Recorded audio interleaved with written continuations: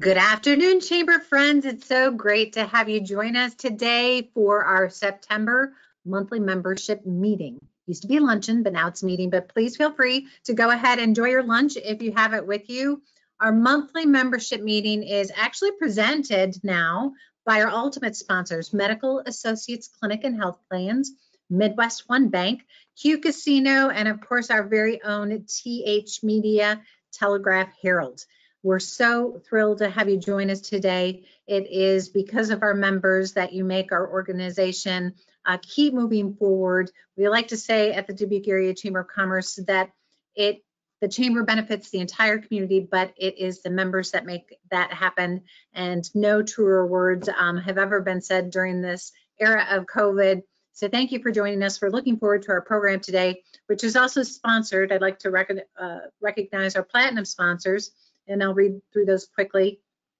Anderson Window and Door, Cartograph, Collins Community Credit Union, Digital Dubuque and Vision, Fidelity Bank, Forge Social, Grand River Center, Grand River Medical Group, Holiday Inn, John Deere Dubuque Works, Mercy One Dubuque, Stonehill Communities, Town Square Media, Unity Point Health Dubuque, and U.S. Bank. We have wonderful support from our sponsors. Thank you so much.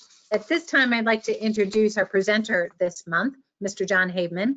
He is going to talk to us about coronavirus economics. He's the Executive Director of the National Economic Education Delegation, also known as NEED.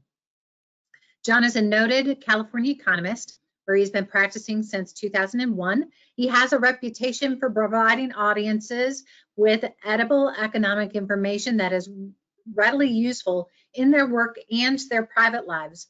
Prior to starting NEED, John was a principal at Marion Economic Consulting, a founding principal at Beacon Economics, and the director of the Economy Program at the Public Policy Institute of California. He's been a senior economist with the President's Council of Economic Advisors, an economist with the Federal Trade Commission, and held a faculty position at the business school at Purdue University. John, an expert on economic policy issues and speaks regularly at events across California.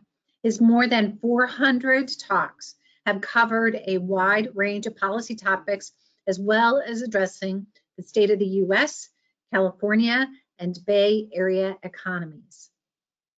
Dr. Haveman holds a PhD and a Master's of Science in Economics from the University of Michigan and a Bachelor of Science in Economics from the University of Wisconsin. So you can see we have an expert with us today, and we're looking forward to what he has to say about coronavirus economics. John, I'm going to turn it over to you. Thank you for being with us. Okay, well, thanks for inviting me to be here, Molly. It's my pleasure. First, just to double check to make sure that that you can see my screen. Yes, sir. Okay, terrific. So good afternoon, everybody. I almost said good morning because I'm out in California. One of the nice things about doing these by Zoom is that I'm in Iowa this morning. I'll be in California and Fresno at lunch. And then I'll be in Philadelphia this afternoon. So that's kind of fun. Thanks so much for coming. I am John Haveman, and I'm the Executive Director of the National Economic Education Delegation. Let me take a minute and tell you what that's all about. What NEED is about is trying to inform the electorate of what economists know about economic policy issues. I formed NEED about 3 years ago out of my frustration with policymakers who seem to use economics as a weapon for their own personal agenda rather than as a tool for social good. And I figure they get away with that because the electorate doesn't know very much about economic policy, which is our fault, the economics profession's fault. We've been shirking an enormous responsibility. We know a ton about economic policy, we just don't tell anybody. We publish it in esoteric journals and move on. So NEED is an effort in a very nonpartisan way to get the economics profession to get out into the wild, as I say, and give talks to let people know what we know about economic policy issues. I've gotten pretty good reception from the profession. We have an honorary board with 52 members, Janet Yellen and Ben Bernanke in particular. and 6 former chairs of the President's Council of Economic Advisors from both Republican and Democrat administrations, and some Nobel Prize winners.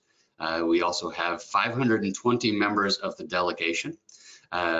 These are PhD, largely academic economists who have signed on saying, yep, we'll help you write slide decks, we'll help you present slide decks and make sure that the slide decks are all current. Also helping make sure that the slide decks are nonpartisan. I should point out that most of our slide decks and our presentations, we don't prescribe, we don't point to a particular policy prescription. We point to the array of policies prescriptions that are available. As I say, economics only takes you so far. It's your morals, values, and ethics that take you to your preferred policy prescription. NEED does have slide decks on a wide variety of different topics. Coronavirus is what we're all about today. Talk more generally about the US economy, climate change, and federal debt. Federal debt's actually a nice follow-on from coronavirus because we're getting ourselves deeper and deeper in debt as we work through this. So I want to invite everybody out there, if you're a member of some other organization that brings in speakers, give me a shout and I'll line you up with an expert on one of these topics.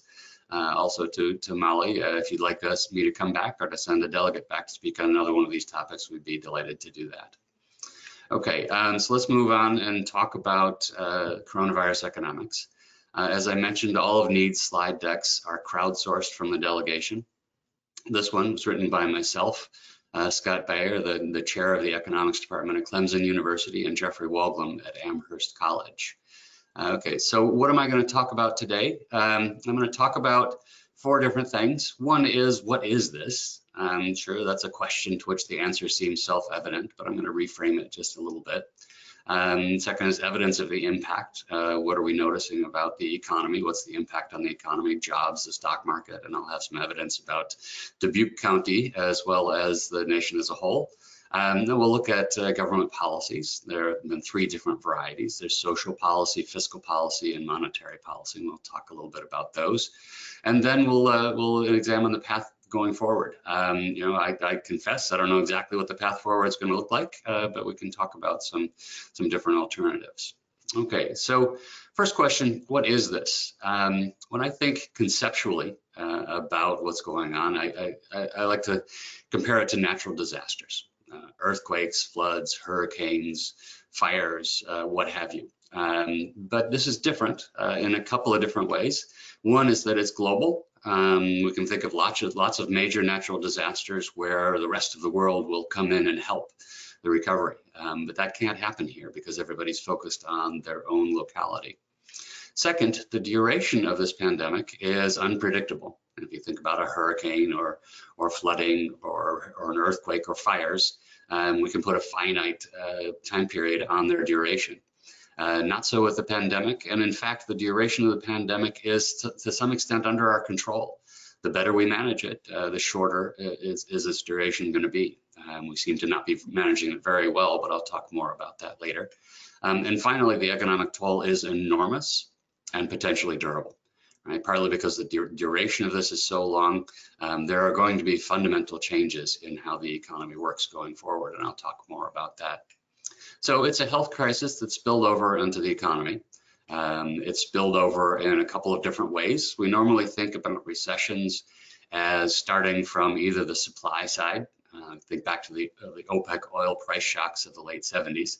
I'm old enough, and I presume that some of you out there are also old enough to remember those. Then there's the demand side. We can go back just 10 years to the global financial crisis of a decade ago. It all started with the housing market bubble, housing prices up and up and up, so consumers were able to use their home as an ATM, an automatic teller machine. But then when housing prices started to slide, the ATM closed and consumption dropped significantly. That was what precipitated the recession then, and then we had a bunch of financial sector issues as well. One of the nice things about this is that there's no culprit, and so we're getting government response. We got government response very quickly. That response has now faded a little bit, but Congress intervened as well as the Federal Reserve did, right away and in very substantive ways. because we didn't have one side of the aisle pointing to homeowners saying it's your fault, we can't do anything to help you, or the other side of the aisle pointing to the stock market and Wall Street, and saying it's your fault, we can't help you. So there's no culprit, so we got to action fast, and that was important. Okay, so that's a little bit on what is this and the framing. Let's take a look at what's been going in the economy. Right, so this blue line up here, navy blue line, that is total spending in the economy. And I think that that's one of the better barometers for how the economy is doing. It's influenced both by people's behavior and by some of the social policy when we sheltered in place and we shut down a lot of businesses. A lot of businesses are still shut down, of course. All right, so this is January, 0, and deviations from January are the percent above or below January spending. And it fell in the middle of March to about 35% below where it was in January. And what I found really interesting when I saw this for the first time is that we only stayed sheltered in place and shut down for about 3 weeks, and then we started coming out. We started coming out, spending more, things started opening. I will argue more quickly than they probably should have. Now total spending is down about 7.3% relative to January, where it should actually be up. The economy should be growing, we should be spending more. There are, of course, some sectors of the economy that are still hurting. Restaurants and hotels are down more than 25%, and transportation is down about 50%. Right, so the recovery is very uneven. If I were to put grocery spending on here, it would be significantly positive. Right, so we've got a very uneven recovery. And if we look just at retail, we can see that retail markets were hit in very different ways as well. Right, so the maroon bars, these are different categories of retail spending. The maroon bars are what happened, the change in spending in each category between February and August. And the blue bars are what we experienced from July to August. Right, July to August was supposed to be a period where we're starting to recover, but as you can see, the blue bar for total up here is very small. So there's a very small increase in spending, and it was very uneven over categories. Right, in particular, things like sporting goods. Right, during the heart of everything, people were running out and buying bicycles and other things so that they could get some exercise, and grocery spending was up.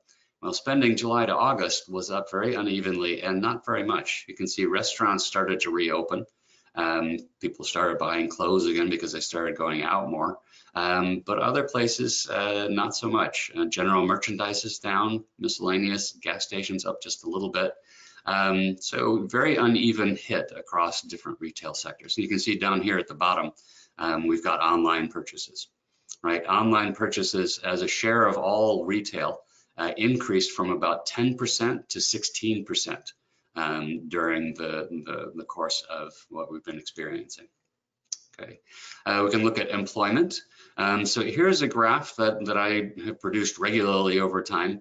And if I had shown this to you 8 months ago, this bit over here, this is the global financial crisis. This would have appeared to be a mountain of job losses. Right? We thought this was really horrible back in the day when we were losing 700,000 jobs a month. But now, given what we experienced in April of this year, these look like molehills relative to the mountain of jobs that we lost in the 1 month of April. Going over here, this is March. We started losing jobs in March. We lost 20.8 million jobs in April. And in the 4 months for which we have data since then, we have been coming back, but we're still down in excess of 10 million jobs in the economy. So we're recovering, but really quite slowly. Okay. The unemployment rate, I always hesitate to put this up because I don't think that looking at the unemployment rate is very helpful for a couple of reasons. A lot of people have dropped out of the labor force, so they don't show up in the unemployment rate. And the Bureau of Labor Statistics confesses that it even got some things wrong. There was a coding error that caused an underreporting of unemployment in April. Right, so here's the April number of 14.7%. If we correct for the underreporting, that number is actually 20%, right? And in May, it should have been 16%. So I don't really know. The number for August was 8.4%. My suspicion is it's still up in the double digits. We can also look at the extent to which people are working part-time. And then if we look at that, we see that the unemployment rate was really much worse, right? And the number of people, if you include people working part-time who were working full-time, right? Instead of a peak of 14.7%, we had a peak of 22.8%, right? So that's a number that's up near what we experienced during the Great Depression. Well, what the country experienced, none of us, of course. Unemployment rates of about 25%, and it suggests that the unemployment rate might now be about 14%. The numbers could well be higher than that. The data that everybody first started turning to see how bad things were getting was new unemployment claims. And here we've got that going back through the global financial crisis. And we can see that on an ongoing basis, each week there are new claims for unemployment insurance in the neighborhood of about 200 to 300,000, right? When the pandemic hit here, it jumped up in March to over 3.3 million, and then later on up to 6.8 million, right? So we had 6.8 million people applying for unemployment in a given week. That's huge relative to the global financial crisis, where it peaked at 665,000 people in a given week. And last week, the numbers came out just this morning, last week, 860,000 people applied for unemployment insurance, right? So that number is well down from the peak of 6.8 million, but it's still higher than it was at any point in time during the global financial crisis. And it's still about 500 to 600,000 more than we experience in a typical week. Right, so this suggests that things are getting better, and I see a lot of news reports that say that things are getting better, but I prefer to look at this and say that things are getting worse at a slower rate. 800,000 relative to 6 million. Instead, I'm just going to forward through that. Instead, I like to look at continuing unemployment claims. This is the number of people that are still getting unemployment. You can see during normal times, we would have about 1.7 million people in each week collecting unemployment checks. And that number quickly ramped up to about 25 million. That number has been coming down. It's been cut in almost half. So that number is about 12.6 million. I should point out that this doesn't include special pandemic unemployment insurance, right? I could add those to the graph here, but they are subject to so much noise and double counting because there are people who are both applying for and receiving them from both regular and the pandemic unemployment insurance. So that this is the best that we have, but it's not very good. Our systems are just not very good at dealing with something that's as extreme as we've been experiencing, right? So when you look at all of these numbers, I look at all of these numbers and say that they're a lower bound, perhaps significantly lower than the actual numbers. One number report that I saw suggested that there might be upwards of 25 million people still receiving unemployment claims. Again, that's up significantly from what's normal of 1.7 million. We can look at employment and unemployment in Iowa, right? So employment growth in Iowa, that's the blue line, and employment growth in the US is the red line. They're both set to 100 in February of this year, right? So we've got 90 for the US. That means that overall employment in the US is down about 9.6%. And in Iowa, it's 89.1. So in Iowa, it's down about 10.9%. Right, so things a little bit worse in Iowa than in the US as a whole. And then going over here to the unemployment rates as well, we can see that things are perhaps a little bit worse well, the unemployment rate is better in Iowa than it is as a whole. How you reconcile those two things, I'm not exactly sure, other than I don't put a lot of stock in the unemployment data. Okay, we can look a little bit closer at Dubuque County. What do we have in Dubuque County? In Dubuque, we can see that employment in Dubuque, that's the 88.1 here, employment is down a little bit more than it is statewide, and the unemployment number, for what it's worth, again, is a little bit higher in Dubuque County than it is statewide. We can turn to the stock markets a little bit. You can see here, this goes back to early January. I've got that normalized to 100. So again, when it's above 100, the stock market's up. When it's below 100, it's down. And this little blip here in early February, that was when we started hearing about the coronavirus in China. But the stock markets quickly discounted it and said, oh, that'll stay in China, so no problem, and kept going up until we started hearing about Iran and Italy. Cases in Iran and Italy, and the stock market started plummeting. And the Federal Reserve here on March 3rd intervened by dropping the Federal Reserve rate down to essentially zero. Stock markets liked that. But then we started hearing about, outdoor concerts being canceled, March Madness being canceled, the NBA playoffs being canceled, the Major League Baseball season being canceled, and everything declined here until the CARES Act, until Congress passed the $2.2 trillion stimulus. The markets were down about 35% at that point, at which point they realized, oh, well, government's going to have our back, so let's go back and turn the tap back on, and markets have been increasing pretty steadily. The red line here is the S&P 500. It's still above where it was in January, despite the tumult of the last week or so. And the Dow Jones is down a little bit below where it was in January, but primarily recovered. We'll take a look at the NASDAQ again in just a little bit. So that's a brief summary of what's going on with the economy. We'll talk more. But let's turn to the three different policy elements. First, we have social policy, the social distancing, the wear a mask, and the shelter in place. And then we've got the fiscal policy, which was Congress, and the CARES Act, and monetary policy. So let's step back and take a look at social distancing. I like to go through this because I find that a lot of people aren't sure, it's unclear to a lot of people why we are flattening the curve. Understanding amongst a lot of people is that that's to shorten the duration of the pandemic, but in fact it lengthens the duration. Right, so this graph is the number of cases on a given day that we might experience if we didn't do any social distancing or shelter in place. The number of cases would ramp up in a hurry, and it would peak at a fairly high level and then come down fairly quickly as we got herd immunity per se, perhaps. So that's the curve. That's what we would experience if we didn't flatten the curve. The problem with that, right, is that we've got healthcare capacity constraints, right? And if we just let her rip, then all of these people above the dashed line, those folks are going to go without any healthcare. And that means that a large number of people would die who otherwise might not. Right, so we push down on the top here, we push it down, and we push the curve out to the right. So we end up with something like this. Right, and if you'll notice, I've drawn this so that the peak here is not down at our current healthcare capacity because we're also buying ourselves time. Right? It takes longer time before we hit our healthcare capacity, and during that time, we should have been and probably were building up our healthcare capacity, right? So that we could treat more people and flatten the curve a little bit less. Right? Well, when we do this, estimates are that we save between 200,000 and 2 million lives.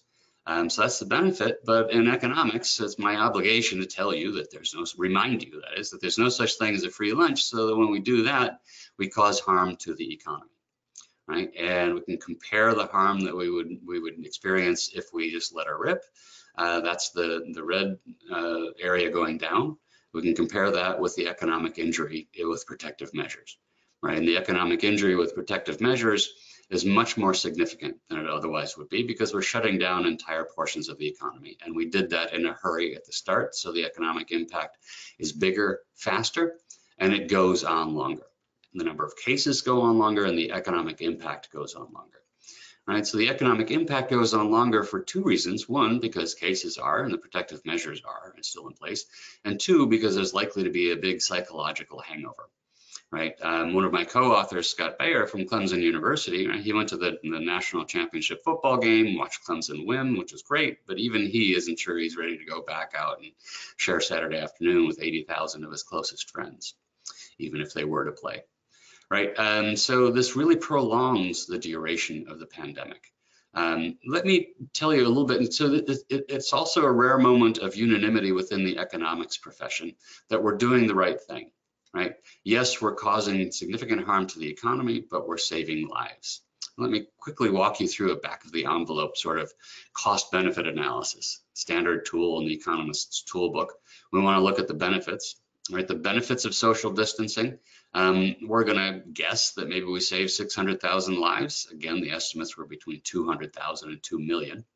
right? And at $7 million per life, that amounts to savings of $4.2 trillion worth of lives. Right now, this $7 million number is a little bit controversial, and estimates range from 5 million up to 14 million. So we've chosen a number down on the lower range. So but we still get a pretty big value of lives lost. There's more talk lately about long-term health issues. Maybe we've avoided 2 million people having long-term health issues. Value those at 500,000. That's another trillion. So back of the envelope, and there are lots of things that aren't being included in here, but it's a big number. Anyways, about $5.2 trillion in savings, right? And initially we thought that, the shutdown, the shelter in place was going to last about a quarter. And so estimates were that, if the lockdown is about a quarter, then the costs in terms of lost economic activity are going to be about $1.3 trillion. Right? It doesn't take an economist to tell you that $1.3 trillion, the cost, is much less than the $5.2 trillion benefit. Right? So again, rare moment of unanimity in the economics profession. It was a good idea to social distance and shelter in place and to lock things down. Right? So the big caveat to that is, if I go back to the graph, right, this is the scenario under which we did that sort of benefit cost analysis, but we're kind of mucking up the recovery. It looks like maybe we're going to have to go back into shelter in place again. So we're going to end up with a graph that looks more like this, right? And we're getting more cases, and the economic impact is increased. So the worse we handle this, the greater are the economic costs, and in fact, the number of lives saved goes down, right? So the benefits go down when we mishandle it, and the costs go up. Right, so the worse we are at dealing with this, the worse we are at just wearing a mask, the less and less it looks like protective measures was the right answer. So we were doing things the right way, but we're coming out too soon, and I'll talk a little bit more about the economic implications of that. Okay, first let's turn to fiscal policy. And I want to point out that I really call this social insurance and not stimulus, right? Because we're not handing out money in an effort to get people to try to go out and spend more money and grow the economy. We're more handing out money to make sure that those who need resources have them, right? And here's sort of the timeline. I won't go through it in detail, but it's about $3 trillion worth of spending. And I want to point out that the last time Congress allocated money was on April 24, right? That was many months ago now. And that stimulus was intended to last for about 2.5 months. It's now been about 4 months. And so we're in a fiscal policy gap. And I'll talk in a minute about issues there. Monetary policy from the Federal Reserve. There are two primary objectives: stabilize the economy and maintain the liquidity of the system. I'll argue that they've done that quite well. And they've done it in 3 different ways. The first is to lower the interest rate, the federal funds rate, and that gets people borrowing more. And second is to inject capital into the system. In fact, most of the increased spending that Congress has been allocating has been paid for by the Federal Reserve, which essentially means that the Federal Reserve is putting credits on lots of banks' balance sheets. And then to shore up debt and structures. The mainstream lending program by the Federal Reserve, lending program by the Federal Reserve is new. It's lending and shoring up loans for smaller businesses that the Federal Reserve just has never done in its history. So Jerome Powell picked up Ben Bernanke's playbook, added some few plays to his own, and ran with it. And I think has been incredibly effective throughout all of this. Right, here's the Federal Reserve timeline. Again, I'm not going to go through it. It's in the slides, and I will send Molly a link to the slides that she can distribute to all of you, for those of you who might like to download the slides from the NEED website when this is all done. However, we can look at the Federal Reserve's actions and see its influence on U.S. Treasury rates. Right, so the orange line up here, this is the 10-year Treasury rate, interest paid on 10-year U.S. Treasuries. You can see early on, the interest rate fell significantly as everybody was pulling their money out of the stock market and putting it someplace safe. But then here in early March, people started to realize that, I'm going to need some of that money because I have no revenue. So people started pulling their money out of treasuries, big cash grab. And then the Federal Reserve stood up and said, it's okay. We're going to make sure that you have the liquidity that you need. We're going to shore up your loans. and their liquidity started working, and interest rates went back down to the point where interest rates on the 10-year Treasury are about 0.7%, very low. Which also actually helps to explain partly why the stock market has been rising. Right? There's simply no place else to put your money that might generate a greater return. I've got a few thoughts on policies to date. The costs are enormous, but we're doing the right thing is the first thought, and economists are in general agreement on that. Second thought is that we did it very quickly, and that was very helpful. We can see the response in the NASDAQ to the quick policy response. So here, this vertical line, this is the peak in time for both the current pandemic and for the global financial crisis of a decade ago. Right, so the blue line is what happened to the NASDAQ during the global financial crisis. And you can see it didn't reach its trough until 500 days out. Right? And that's because federal policy didn't respond very quickly. So things kept going down. We got a quick response from the federal government here. And so after about 30 days, the NASDAQ started growing and in fact peaked a little bit over 16% above its peak in early February. Right? It's come down, but I imagine that it'll go back up in the next week or so. Right, so we're acting very quickly, and that's terrific. A monetary policy, I've gone on about Powell, so heroic, A+ for monetary policy. And then fiscal policy, I kind of give it an emergency pass. I don't think that the fiscal policy was as efficient as it might have been, but it had to be done quickly. And so we're doing a little bit of an expedience versus efficiency trade-off. Right, did the direct payments actually get to those who need it? Is it the right strategy to maintain employer-employee ties? That would be largely the PPP, the Paycheck Protection Program. And then importantly, what about states and local governments? There hasn't been much money allocated for them. So let's back up a little bit and talk about the Paycheck Protection Program. Right, so here's evidence about the total paycheck protection loans that were dispersed. So what we've got is different categories of the economy: accommodation and food services, arts, entertainment, and recreation, construction, and over here, professional and technical services. Right, so the green bars here, this is the share of jobs lost. And so in accommodation and food services, about 31% of jobs were lost, the share of total jobs lost. But this sector only received 8.1% of the PPP loans.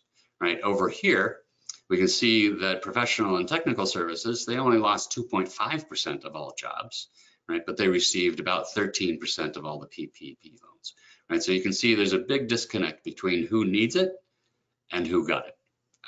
There's also a big disconnect in that most of the first round loans went to predominantly white congressional districts, right? So there was in fact a racial bias. The racial bias was not necessarily intentional, but it tended to be white folks in white congressional districts that had better relationships with their banks. And so they got the loans instead of those in the minority districts. And since there was a finite amount, it simply ran out before the loans were able to get where they were needed. Right, so loans went to the wrong place. You can see that employment at small firms took a massive hit, down more than 7 million. But through August, we got a net loss of about 2.3 million. Right, so small business jobs are coming back. These are jobs at establishments with between 1 and 49 employees. So big hit, but it's coming back. Turning to state and local finances, Iowa. This is through, I believe, May. Iowa was experiencing about a 25% decline in revenues relative to the same period last year. The U.S. as a whole is down about 29%. Out here in California, we're down significantly more. So 25% decline in revenues, that's enormous for state and local governments. I have a graph that I didn't put in here, but it's about law enforcement. Right, and this is where the rubber hits the road for a lot of us in terms of government services, and fire and protective services, education. But after the global financial crisis, the number of police officers nationwide declined by about 15%, and it still hadn't recovered when we started going into the pandemic. Right, so we take a real hit in terms of local services. And we can talk, if you'd like, in the Q&A about the politics of giving money to state and local governments, but my position is that this is pandemic induced. It has nothing to do with the financial position that they were in prior to the pandemic. And the Federal Reserve can borrow and states cannot. So states have a balanced budget requirement generally. So the states need help from the federal government. So what sort of help is on the way? Well, the conversation in DC is currently about skinny Republican stimulus. This is stimulus of about $500 billion. The major provisions are continued expanded unemployment insurance, some money for education, money for testing, tracing, and vaccine production, and extend the Paycheck Protection Program a little bit. This is only about $500 billion. There's sweeteners, there's business liability protection in there, and there's post office funding. I think that most economists would agree that this is probably too little because there are lots of things that are missing. What's missing? Well, a second round of $1,200 payments. If it was valuable the first time around, it's still going to be valuable again because a lot of those folks are still hurting. Reducing the unemployment insurance benefit from $600 to $300. I'll actually argue that that's not necessarily missing. I think we overshot with the $600, but again, we could talk about that in Q&A if you like. We need some flexible aid to the states. A lot of it, $1 trillion, and that's in the Democrats' spending proposal. We need housing and rental assistance. We need financial assistance. We don't need moratoria on foreclosures and evictions because that only sort of kicks the can down the road. It pushes the burden from renters up to landlords and from landlords up to their banks, right? It doesn't take care of the problem. Whereas if we were to subsidize the rents for renters, then they could pay their rent and the landlords could make their mortgage payment on their properties, right? So I think we're going about that the wrong way. What a lot of people ask is how do we pay for this? And that's a good question. We borrow. The good news is that Treasury interest rates, as I mentioned, are down about 0.7%. That's pretty close to zero, so we can borrow very cheaply, and that's great. The bad news is that our long-term budget outlook was a disaster going into this. We had structural issues in the long-term budget outlook. This is a graph put up by the Congressional Budget Office of the federal debt as a percent of GDP. Right? It exceeded 100% during World War II, and then it came down nicely. So we've had this pattern of the debt going up and down with crises, whether it's wars or it's recessions. It goes up with the crisis and then back down. Well, this was what was forecast by the CBO. Debt was forecast to increase from 80% up to 180% between 2020 and 2050. Right? So there were just big structural problems with our budget. Had nothing to do with the crisis. But now we're in a crisis, and now we're probably up over 100% of GDP today, and we'll probably go well up over 200% of GDP tomorrow, right? So that's the bad news. So borrowing is going to come with some future costs, and hopefully our politicians will come to grips with it and solve it, or at least address it when the pandemic is over.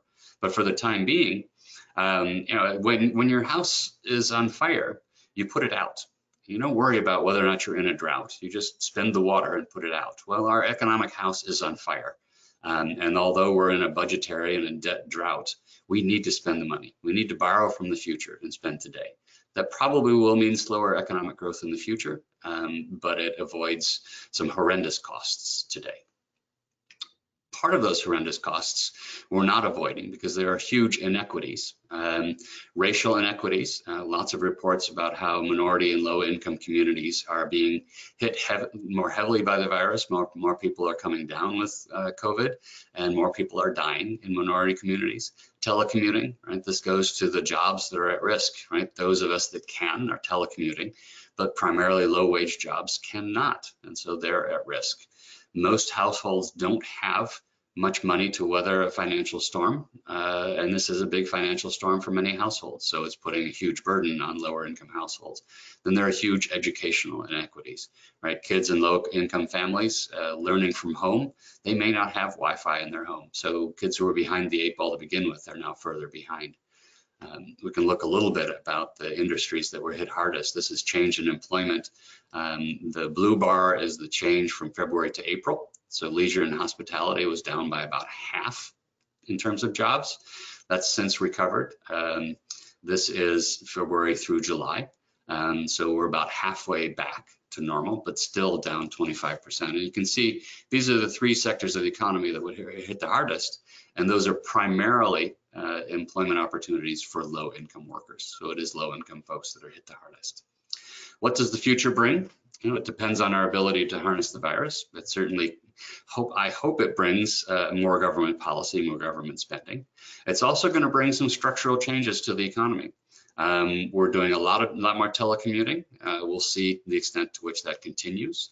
Telehealth, I think this is terrific. It's a grand experiment, and it's going to push things down the road a long way in terms of, you know, not having to go see your doctor all the time for everything. And if I never have to spend a half hour or 45 minutes in my doctor's waiting room again, that'll be just fine. And then there's teleeducation, which I'm really not a fan of during this. We have to do it now. I think our kids are struggling a little bit because of it. But at the end of the day, teachers will have tools at their disposals that they didn't have before this. So maybe the silver lining is that down the road, teachers will be able to teach more effectively. Also, the way that we buy things changing significantly, right? As I mentioned, online sales have gone up quite a lot. In terms of growth projections for 2020, they're all over the place. Optimistic are about 5% decline. More pessimistic and I think more realistic is about 8 to 9% declines in economic activity in 2020. In 2021, it's going to start to feel a lot better. We'll see growth. We won't likely be back to where we otherwise would have been until about 2029. Those are projections from the Congressional Budget Office. So it's going to be a long time. We're going to start feeling better next year and going on into 2023. But it's going to be a long time before we recover what we've lost. And my primary concern right now is that we are not managing the reopening very well. We seem to have, this is daily cases reported in the United States, we seem to have been getting things under control. But then we got to Memorial Day weekend and July 4, and people had lots of barbecues. The number of cases skyrocketed. We've been bringing that down again. You can see here just in the last week, the number of cases have started to increase again. I worry about what Labor Day has done to this. Out here in California, it was about 110 degrees outside, so I don't think people were having barbecues. But across the rest of the nation, not sure. Iowa is much the same picture as for the United States as a whole. You had a massive uptick here, and that's come down nicely, but it's starting to tick back up again. I think politicians have a tendency to give in too much to the political pressure to open too soon, right? As an economist, I think that we would have been much better off had we stayed shut down longer than we strictly needed to and only opened up once, right? By opening up and closing down, we're putting a lot of small businesses in a precarious position. And we can see, this is data on hours worked in small businesses. We can see that it plummeted in lots of different industries. It recovered significantly and now is starting to trend back down again, right? So we're going into a retrenchment period. We can also see from people's activities, right? These are requests for directions. People who use their iPhone to ask for directions. And there's data from Apple. And this is, you know, the level of requests for directions, driving, walking, and transit in January and February. Here we have March, where things plummeted, sheltered in place, and people stopped going places. And here's the recovery we've recovered to, this, the red is the driving directions, and that peaked higher than it was in January and February, but is starting to trend back down again. Right? We can see that we are starting to close back down again to reduce the number of cases. We have to close back down again. But it's really unfortunate because as I mentioned, you know, opening up and shutting down is not a simple process. I have a bunch of data on what's happening at small companies, and small companies are beg, borrowing, and stealing to make it through this. Not so much stealing, no offense intended, but they're getting money from wherever they can to survive. Only about 30% of small businesses are getting money from the Paycheck Protection Program. Another 30% to 40% are borrowing off their own credit cards or company credit cards or borrowing from family and friends, right? So even when we're on the other side of this, there are going to be a great many small businesses, because we haven't managed this well. There are going to be lots of small businesses who are in a much more financially precarious position than they were at the start of this, right? And financial position is all important for small businesses. And if that's worse, then we're going to see small business bankruptcies and closures continuing even long after we think that the bulk of the pandemic is over. All right, I've gone on at some length here, so I'll finish up and then we can do some Q&A. So this is a health crisis with massive macroeconomic implications and enormous built-in inequities. We haven't done enough about the inequities. Hopefully we'll do more with more government activity. GOP is likely to contract, I think, about 9% this year, but positive growth will come back next year. Reopening too soon, and this will impose enormous costs in terms of life and the economy.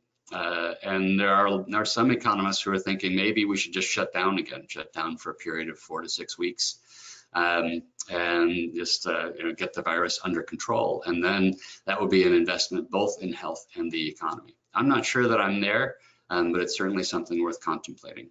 And I also want to mention that we're in this fiscal policy gap, right, where a lot of people are falling through the cracks and are in need. There are lots of people going hungry because they don't have resources. We're going to have an impact on GDP because people are not going to be able to spend.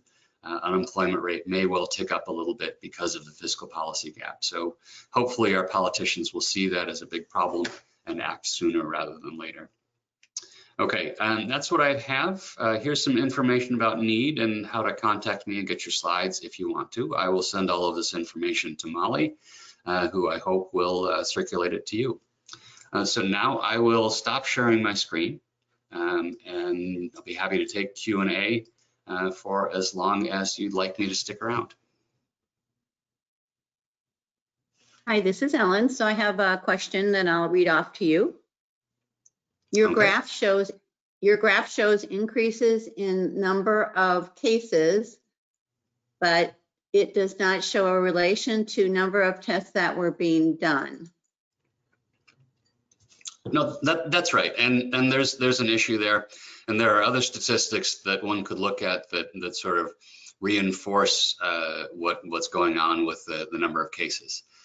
The New York Times puts out that graph. And they do pay attention to the percent positives that come from cases. So there's to some extent controlling for the fact that testing is irregular over time. So I do believe that the number of cases that they report does an adequate job of showing what's going on with number of cases. Absolutely not a perfect job. It's painting a picture, but it's not perfection. Okay, here's another one.